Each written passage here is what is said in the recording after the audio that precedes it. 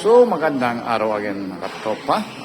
Update ulit tayo ngayon sa ating ongoing ginagawang glass wall partition dito sa Casterly Venture Corp.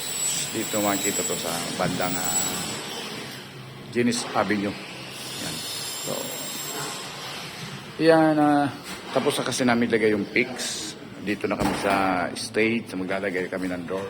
Yung door kasi dalawa lalagyan namin. Itong main door, saka itong dito sa office ng bossing. Yan. So, ito yung sinasabi naming glass panel door.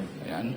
So, ang glass panel door kasi composition din niya na 1 3/4 by 4 na tubular. Yan. And then meron siyang doorknob, pero lever yung handle.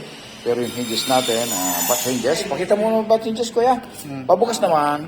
Open please. Yan. Yan. Ibig sabihin, parang butterfly kasi yung isa paikot-ikot. Yan. Pasok-pasok yan dyan. Yan. Yan. Yes. Okay? So, kadalasan, nilalagyan namin yan dalawa. Yan. Kapansin nyo yan, may kahoy yan, ha? Naglalagay kami ng kahoy. Wood. Wood. Yan. True. So, pangipit pa rin namin dyan ng glass ay SBC. Dito namin lalagyan. Ito na yung finish na.